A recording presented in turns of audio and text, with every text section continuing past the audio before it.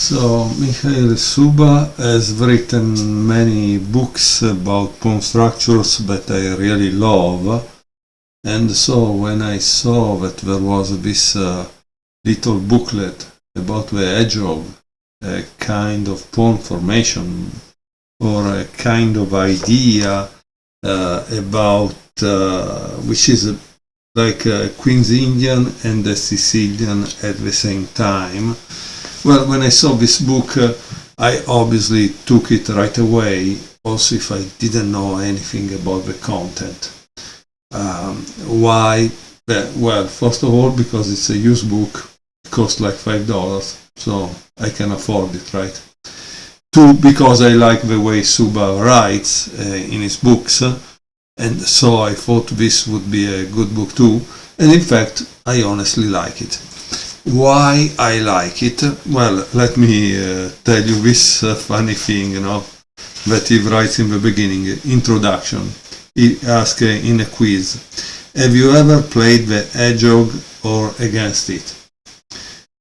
Do you wish to play the hedgehog in the near future and need motivation? I really like to play it in the near future, so it's a possibility. Are you looking for a trick to avoid playing the hedgehog if unfortunately it clashes with your opening repertoire? Or do you want to broaden your chess horizon? Or alternatively to have an amusing bedtime chess book at hand? Here he says, if you can tick at least one yes against the above questions, then read the following carefully. Clearly it's a funny book. And then it says, warning, the content of this monograph is potentially poison. Much of the material is biased to convert you into a faithful adept of the hedgehog. You will not get as far as idolatry, but there is a danger you will fall in love with the opening.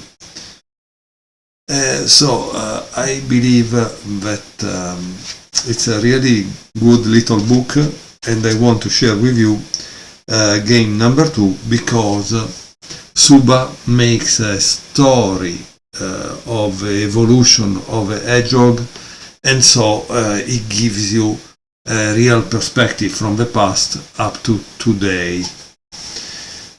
Game number 2 is titled Half a Story is Not Enough, and it's a Capablanca game versus Alekhine, played in the World Championship Buenos Aires 1927. Capablanca begins with d4, knight f6, knight f3, b6, like I told you, similar to the Queen's Indian, g3, bishop b7, and bishop g2.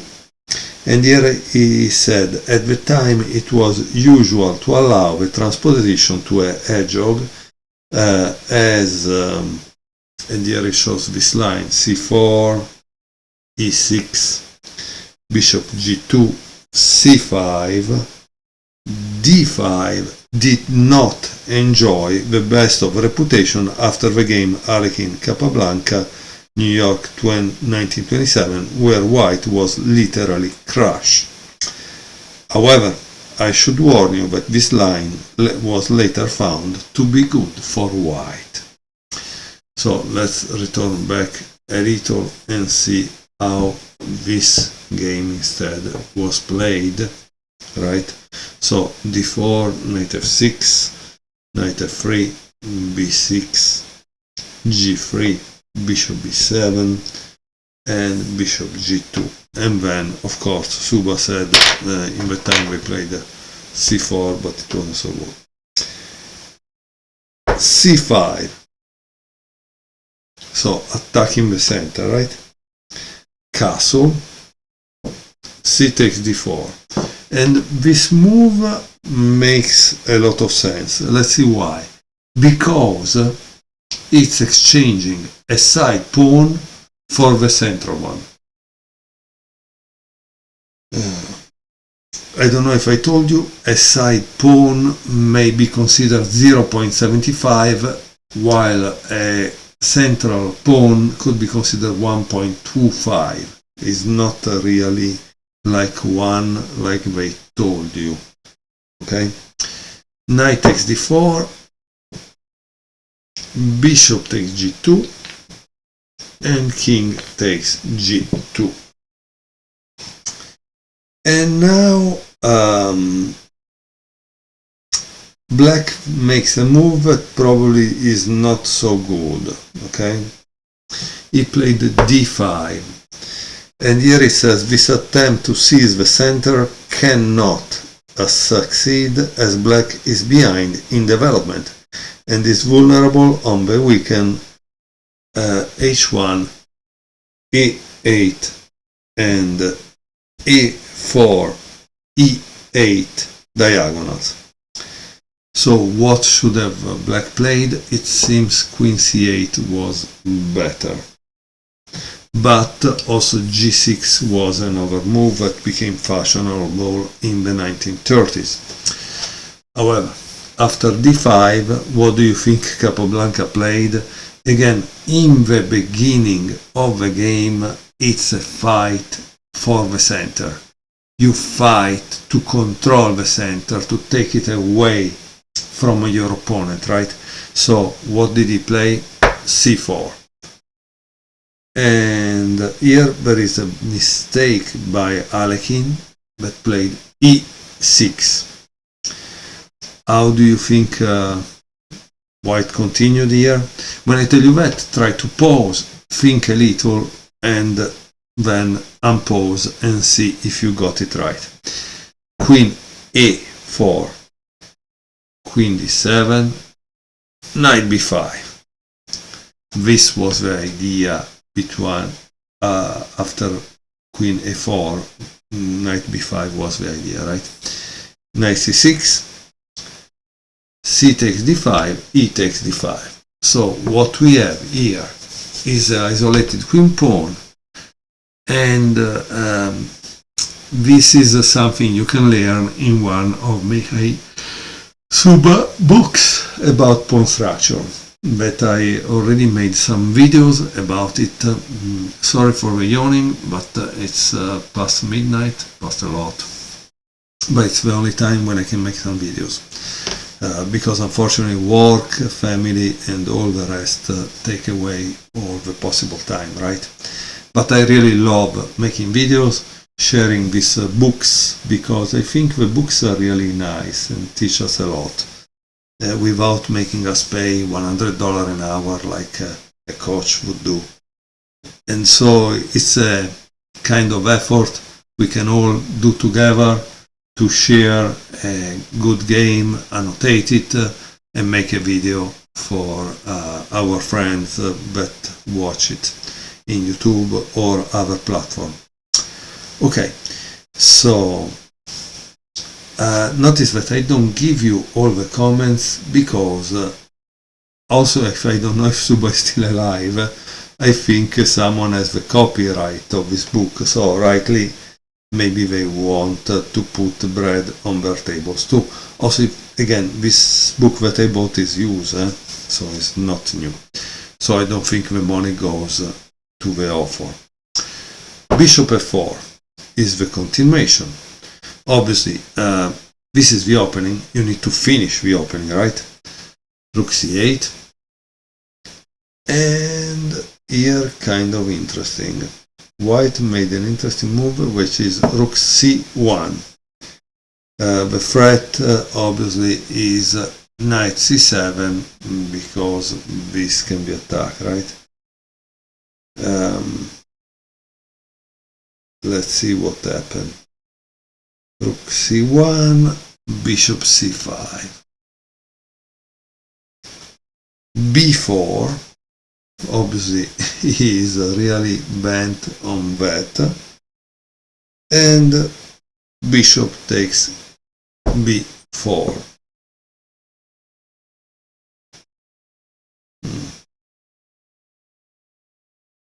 So here what you should have thought is about this. What happens that after there is this check and there is a double pin. right? Because if it takes, this can take right away. So it's a problem. As you can see, there is a reason, right, why he had to take with a bishop. But again, now it's white turn, and white play rook takes e6. Rook takes e6. And queen takes b4. Not bad, right? With two pieces for a rook and an isolated pawn, white needs only to display his technique, which it duly does in virtuoso style. And from now on we just see the rest of the game, right? Knight e4, knight d2, knight takes d2, queen takes d2, and finally black can castle, also if it's a little late. Rook d1, rook c5, knight d4, rook e8, and now there is knight b3. Rook c8, e3, queen e4, and the isolated pawn is gone. That's kind of interesting because it seems that black is trading the isolated pawn for having two passed pawns on the side. So queen takes d5, rook c2, rook d2, oops, and rook takes a2, rook takes, and queen takes.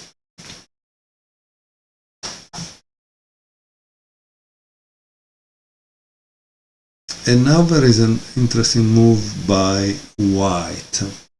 Try to guess it. I think it's simple to see. It's queen c6. With the rook driven into complete passivity and the black queen far away, it looks as if white is two pieces up. Wow, let's keep watching.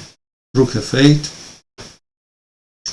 knight d4, king h8, bishop e5, f6. Like always, try to understand this. Grandmaster play, when they are attacked, they generally counter-attack, they don't defend. One of my wrong way of thinking is that I always try to defend and escape. Instead, we must always find an attacking move, something that potentially improve our piece's activity. Knight e6 is the move, rook g8, and at this point white goes back, but it goes back centralizing the bishop, right? h6, h4, queen b1, and now there is a beautiful move by white, which probably finish the game, also if Alekhine played a little more, okay? The move is knight takes g7. And of course, if you play this, probably it's kind of game over, right? So what did black play? Queen g6. And here Suba writes, without any remorse, black could have resigned here, but Alekhine prefers to see it through to the bitter end, very much the way beginners do. That's funny. Here there is a kind of comment that says the vainglorious Russian had a habit of playing on for too long in losing position. Okay, let's see. h5, queen f7, obviously this is kind of poison, you don't want to touch it. Knight f5, king h7, queen e4, oops, rook e8, queen f4, queen f8, knight d6, rook e7, bishop takes f6, queen e8 check, e4, rook g7, bishop takes g7, king takes g7, and now there is knight f5, king f7, and queen c7 is the final move, after which Alekhine accept the defeat and resign. I hope you enjoyed this game from this book about the Hedgehog by Mihai Suba. Oops, sorry. I love this little booklet. I will share with you other games, and of course, if also you happen to find it, I found it used, so I paid like $5, I think.